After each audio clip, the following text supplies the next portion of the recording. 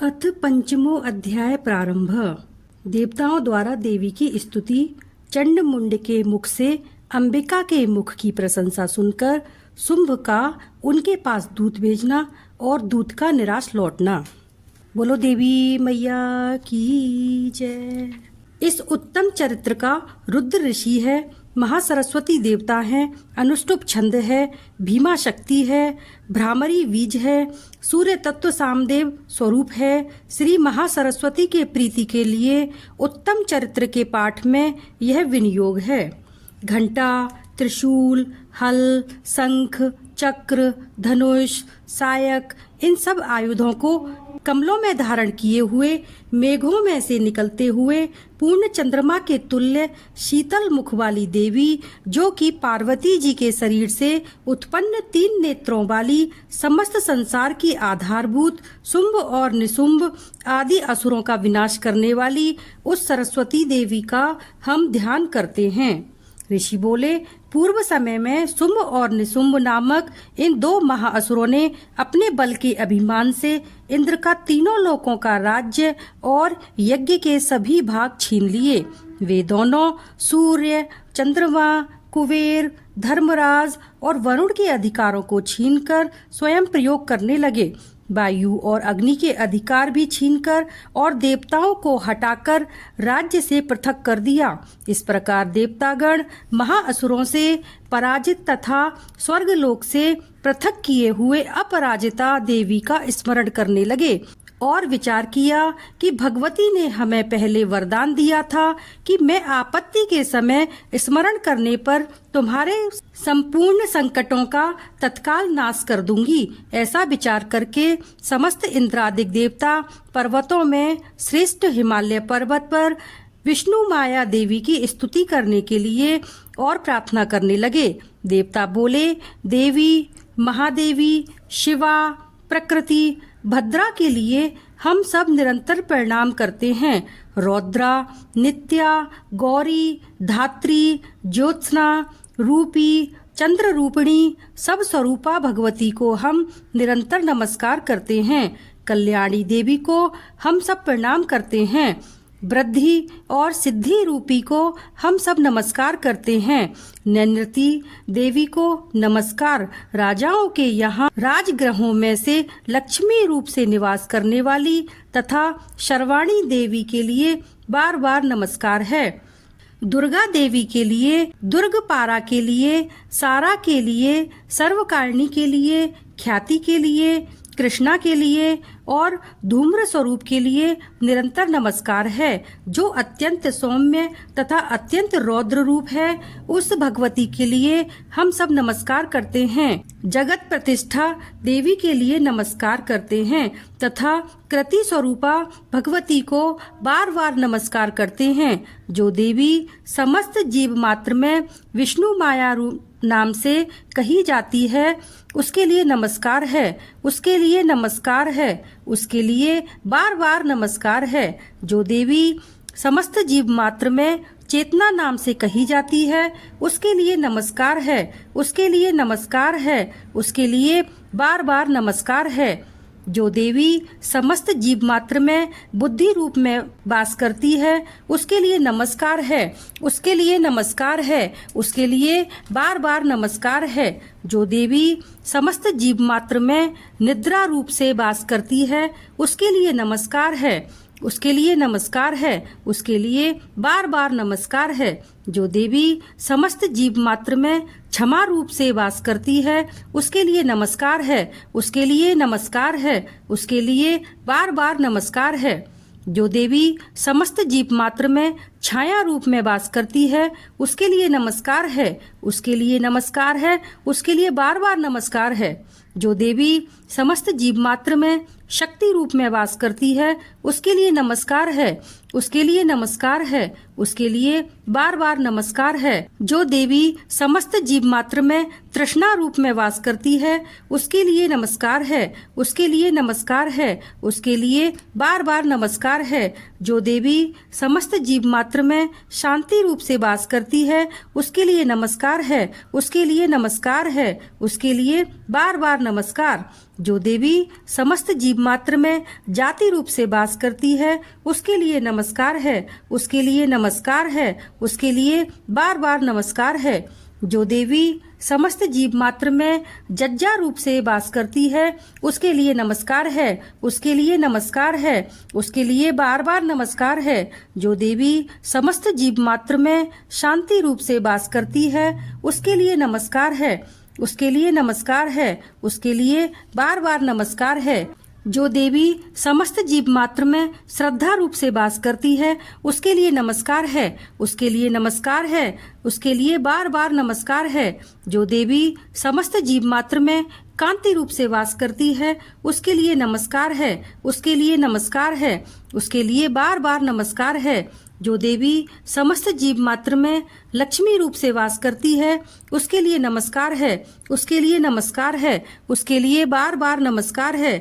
जो देवी समस्त जीव मात्र में वृत्ति रूप से वास करती है उसके लिए नमस्कार है, उसके लिए नमस्कार है, उसके लिए बार बार नमस्कार है। जो देवी समस्त जीव मात्र में स्मृति रूप से वास करती है उसके लिए नमस्कार है, उसके लिए नमस्कार है, उसके लिए बार बार नमस्कार है। जो देवी समस्त जीव मात्र में दया रूप से वास करती है उसके लिए नमस्कार है, उसके लिए नमस्कार है, उसके लिए बार बार नमस्कार है।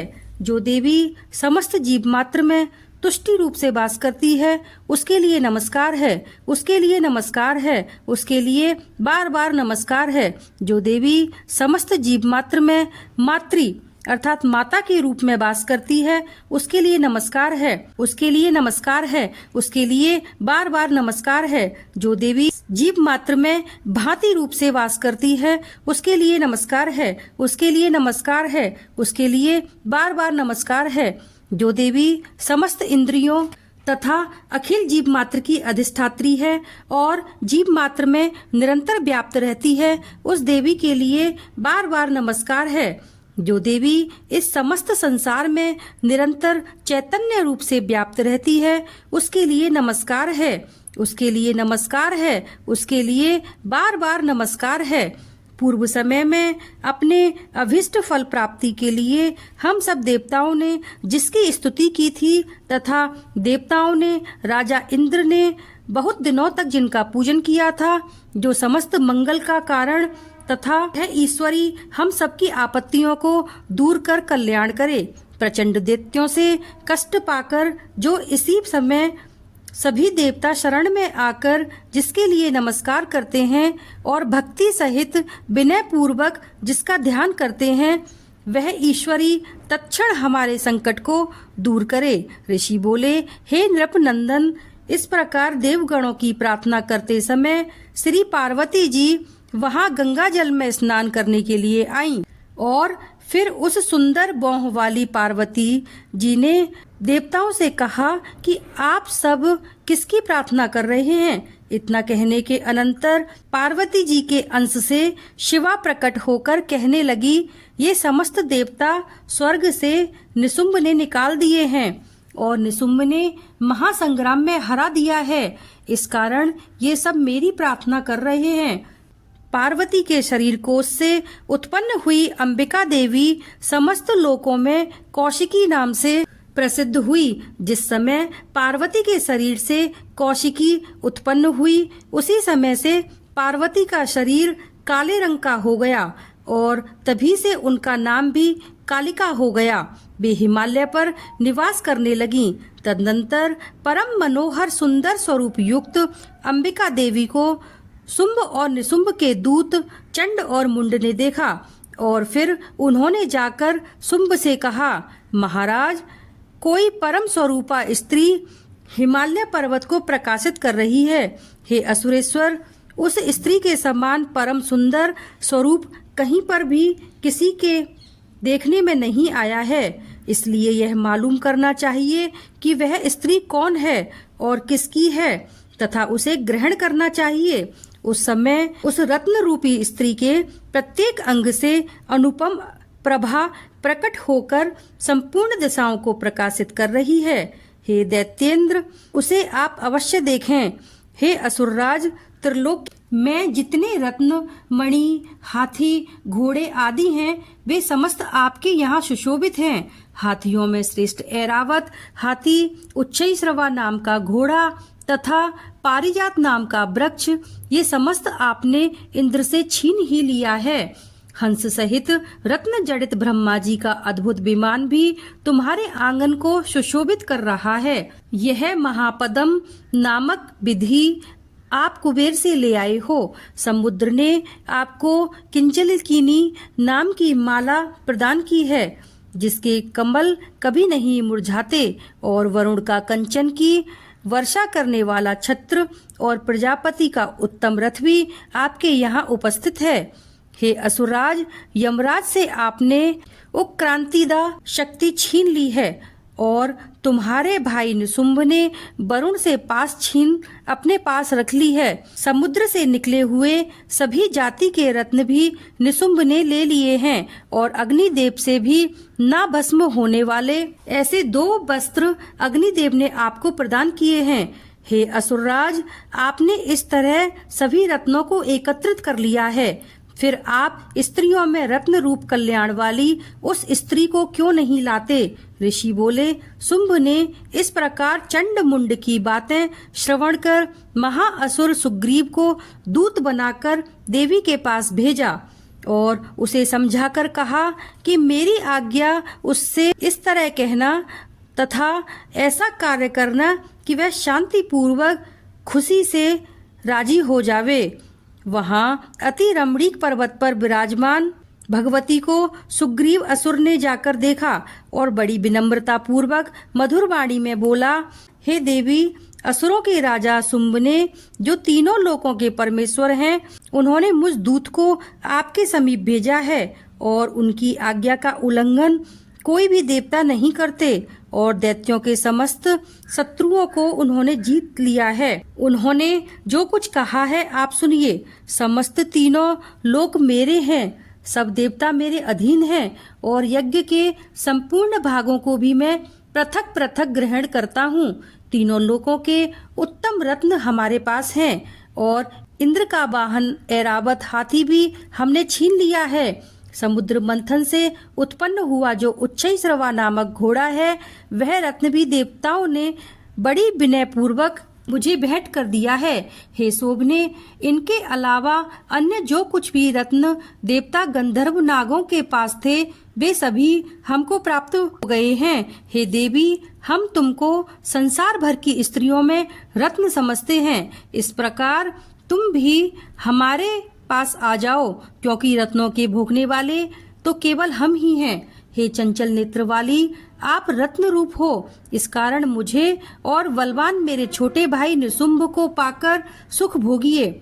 हमको ग्रहण करने से तुम्हारे लिए अतुल ऐश्वर्य मिलेगा, ऐसा अपनी बुद्धि से विचार कर हमारी स्त्री हो जाओ। ऋषि बोले, दूत के मुख से इस प्रकार की बातें सुनकर जिस भगवती दुर्गा ने संपूर्ण संसार को धारण कर रखा है, वह भगवती भद्रा गंभीर भाव से मुस्कुराती हुई देवी बोली, हे दूत, तूने इस समय जो कुछ कहा है वह सत्य है, इसमें कोई भी झूठ नहीं है। शुंभ तीनों लोकों का राजा है और निशुंभ भी उसी के समान है, परंतु इस विषय में मेरी प्रतिज्ञा है कि इसे मैं किस तरह से झूठ करूं। मैंने अपनी अल्प बुद्धि वश में जो प्रतिज्ञा की, उसे श्रवण कर जो मुझे संग्राम में जीत लेगा और मेरे घमंड को चूर कर देगा तथा संसार में मेरे समान बलवान होगा, वही मेरा पति होवेगा। इस कारण शुंभ अथवा निशुंभ महाअसुर यहाँ आकर मुझे जीत लें और तत्काल ही मेरे साथ विवाह कर लें। दूत बोला, हे देवी, तुझे बड़ा अभिमान है, मेरे सामने इस प्रकार की बातें मत कहो। तीनों लोकों में ऐसा कौन पुरुष है जो शुंभ और निशुंभ के आगे ठहर सकता हो? उनके अलावा असुरों के सामने समस्त देवता युद्ध में नहीं ठहर सकते। फिर तुम अकेली स्त्री किस तरह हमारे सामने ठहर सकोगी? इंद्रादिक सभी देवता जिन शुंभ और निशुंभ आदि के आगे नहीं ठहर सके, तो तुम स्त्री होकर उनके सन्मुख किस भांति पहुंच सकोगी? इस कारण तुम मेरे कथनानुसार शुंभ निशुंभ के पास मेरे साथ चलो, अन्यथा केस पकड़कर घसीटते हुए उसके पास तुम्हें ले चलना पड़ेगा। देवी बोली, तूने जो कुछ कहा है वह बिल्कुल ठीक है। शुंभ ऐसा ही पराक्रमी बलवान है और निशुंभ भी अधिक वीर्यवान है, परंतु मैं विवश हूँ क्योंकि मैं अल्प बुद्धिवश पहले ही बिन विचारे प्रतिज्ञा कर चुकी हूँ। जो इस कारण तू जा और असुर राज शुंभ को समझाकर मैंने जो कुछ कहा है वह आदर पूर्वक कहना। वह जो उचित समझेगा सो करेगा। इति पंचमो अध्याय समाप्त। हेलो फ्रेंड्स, मैं हूं निक्की। अगर आपको मेरा दुर्गा सप्तशती का पंचमो अध्याय अच्छा लगा है तो please like, comment and subscribe करना ना भूलें। धन्यवाद।